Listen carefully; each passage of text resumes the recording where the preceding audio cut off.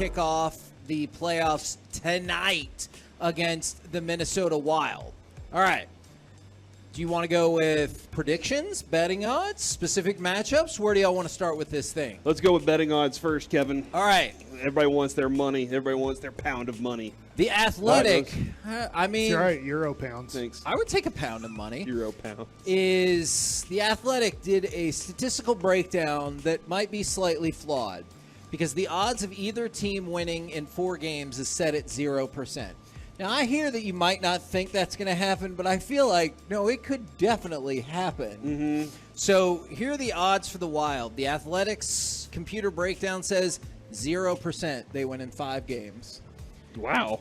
8% they win in 6 games, and 16% they win in 7 games for a total of about 24% victory odds. All right. For the Stars, 5 games, 10.5%. 6 games, 42%. That's my prediction. Good number right there. And 7 games, 23.5%. So they've got them at 76% to win this. So the computer breakdown from The Athletic has them at about 75% or 76%, excuse me. Whereas the betting odds set the Stars as a 60% likelihood to win this series. Okay, I'll take that. So either way, you're the favorite. Yeah, now being just a slight favorite there. You know, Mike, this is a team where they're really good at a lot of things. I'm questioning, Kevin, what are they exceptional at? And it feels like there are some, like when Robertson is on, they're exceptional when he's doing his thing. Oh, what are the Stars? Yeah, the Stars are exceptional in terms of Robertson, Pavelski, and Hintz. That line. That is this is not hyperbole. That is the best 5-on-5 line in the league. Yes. All right? Yeah. They've scored the most 5-on-5 goals. And then, so I think you can say they have exceptional play in Robertson. I think you can make a pretty strong argument for Miro and Ottinger. But they're exceptional play at all levels. But they're really good at everything else too. There's a lot of things that they're really good at. So being exceptional with that line specifically, and then your netminder, that's really nice. So also having the betting odds favorite kind of makes you feel more comfortable. Now they still got to go out and execute at the end of the day, Kevin. I don't know if you've ever heard. We'll have Steven on tomorrow. Okay, so you'll get plenty. Bruce Bochy's on today. Tomorrow. That is correct. Today's Monday, guys. I really appreciate you bringing us that content, Mike. I can tell. And this is one of the things where, and I know based on what Corey said, people might be like, well, how come they're not the number 1 seed? So there's a very specific reason in my mind. It's struggles in overtime and shootouts, which you will see a different overtime configuration in playoff hockey, and you won't see a shootout.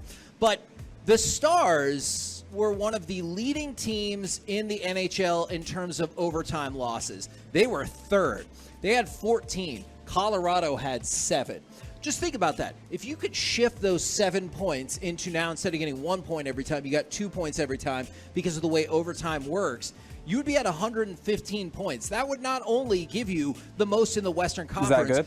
Yes, and it's very good. That would give you the most in the Western Conference and the second most in all of hockey, behind only the record-shattering Boston Bruins. So when you talk about how well-rounded they are, I think that's fair. Yeah. They just mightily struggled in the overtime configuration, which does not exist in the playoffs the way it does in the regular season, and then there'll be no shootouts. So I think that is a huge positive for this Dallas Stars So team. you're saying that our netminder is fantastic whenever he has a defense in front of him. Yeah, it is. Whenever nobody's in front of him. I know there are some people who are concerned about mental aspects for Ottinger in overtime, but this should be a different deal. All right. Now you're looking at the battle of Robertson versus Kaprizov, who got the Rookie of the Year over Robertson, even though he was like 54 years old. Yeah. I know he's like 28.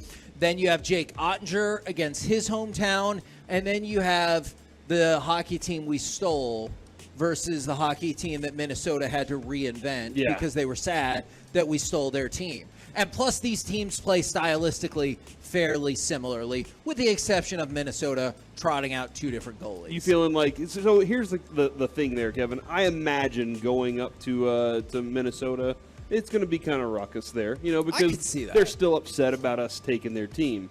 But doesn't that mean that here in DFW, while you have this opportunity down at the AAC, you should be making it a very unwelcome feeling with your raucousness? So saying, hey, this is our team, this is our place, this is our ice, this is our barn. For sure, because, I mean, it's been a while since Stars fans have been able to see sustained playoff success in person. Right. Like, I realize you made it to the Cup final in the bubble, and so fans couldn't, like, participate along the way. It's be so rowdy, dude. And it starts tonight. We already had somebody text in saying that they're going to be there on Wednesday.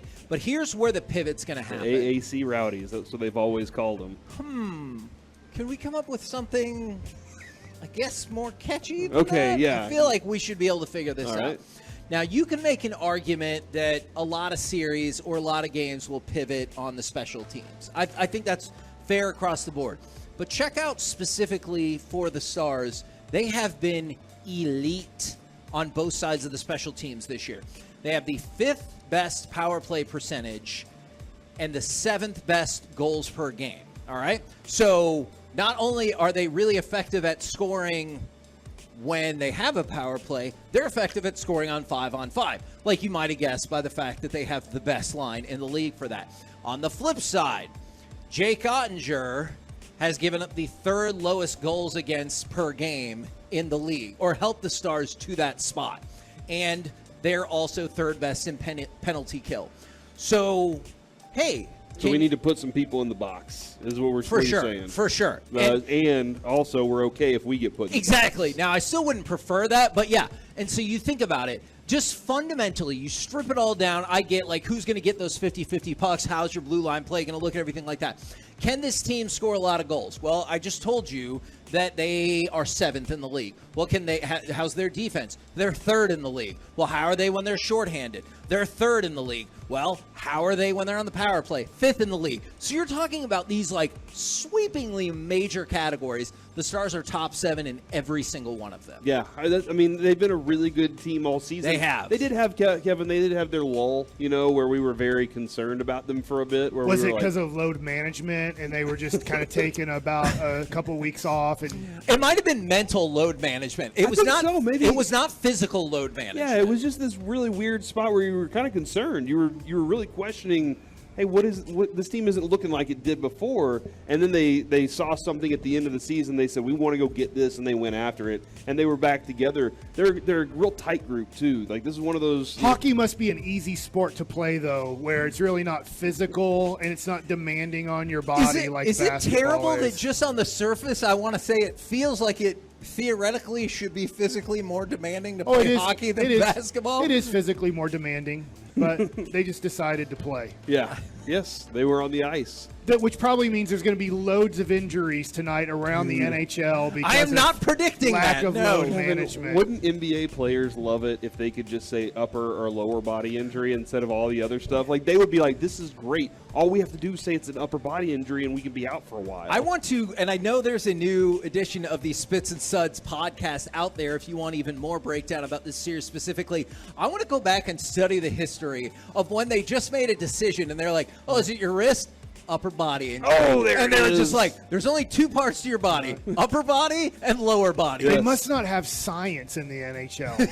They have so much science in the NBA. They've decided the science in the NBA is don't play basketball for 6 months and then start playing it in mid-April. And you know what? Honestly, Mike, to that point, I'm going to be really curious to see as the NBA playoff ratings come in versus NHL playoff ratings. I'm not saying that the NHL is about to, like, overtake the NBA. I just want to see what kind of progression you get. Like, do you get a 8 to 10% bump for NHL versus an 8 to 10% drop for the NBA? I'm not predicting that. I would just be fascinated if that is what happened because of a lot of the issues that you've brought up. Huge bump here in Dallas for hockey versus NBA. I mean, that makes sense. We didn't make Nobody the will be playoffs watching the Mavericks in the other ones, so that and makes people a will lot be of watching. I'm going to sense. watch the Stars tonight. Like I am. I know. I know it's on ESPN too, right? Yep. Yeah, I already know. It's on, I know, channel 209 for my DirecTV. I know at 8:30. Is it like the NBA where it says 8:30 puck drop, but it'll be 8:50? No. They'll get to it pretty dang quick. So they're not going to be like, well, there's a game going on right now. We don't want to overlap it type of deal? No, I believe we will get right Plus to an extra it. 20 minutes of pregame. I went to a lot of Mavs playoff games last year, and sometimes you're like, what are they waiting on? And then you look at your phone and you realize a game just went to overtime, and they're like, listen, we're going to put another 8 minutes of warm-up time on the clock here to not try to overlap. Now, Corey, I don't want to send your hype level into overdrive, but you know how the Stars have a new coach? Yeah. They do every year, don't I they? mean, okay, I hear what you're saying, this year's Mike. different. This has not been a great run for head coach stability for the Stars. You make a fair point there. Which is really not the Stars' fault in a lot of those situations. No, I mean, there's one specific situation where I'm like, well, you got to do what you got to do. Is the Bruins coach. Yes, that is correct. Their coach, the first year he coached the Devils, they made it to the Stanley Cup final. The first year he coached the Stars, they made it to the Stanley Cup final. So did he coach another team? Right now he's coaching the Stars. Oh my gosh! And this is his Hold on. first year. I got a question. Did they win both of those? Did he win both of those Stanley Cup finals? Don't worry about that part, Corey. Don't. Are you trying to say he lost both of them? Don't worry about the outcome of the Stanley Cup final. I don't know if my heart can go through another bubble. Yes, it can. We're not in a bubble. This is a regular cup. Oh my! So hold on. You're saying if they made it back to the final, you would be just as satisfied? I mean, not as if they won, but I'm looking at these betting odds. It's really, this is great. He knows that means he knows how to coach playoff hockey. Yes, he knows how to get to the Stanley Cup final. What if for good luck the Stars do wear masks over their mouths and nose because that's when they made it to the Stanley Cup finals? I support that. You know how superstitious athletes are, so I support this. But this is in response to the betting folks who say Edmonton is the favorite to win the Western Conference, then Colorado, then Vegas, then the Stars in fourth. There's some really good teams, Kevin. Like, there are some really good teams. Come on, Corey! But the Stars... Where's your enthusiasm? We're really second excited. at worst. I'm really excited for tonight. I actually can't wait to get the I'm show excited over about with, so I tonight. can go ahead and focus on it. I'm excited about Rangers and Royals at 7 o'clock, too, and Jacob deGrom on the mound. Heck yeah. What's your prediction? Stars Wild series prediction. Stars in 3. That all right. is, I got a real They'll quit on prediction. they'll forfeit after the first Remember the Lakers did that in 2011, then they started just clotheslining Mavericks. And they're like, screw let's it, see if we're we can just done. forfeit the game like me on Lamar FIFA. Odom's like, I need to do some more, stuff.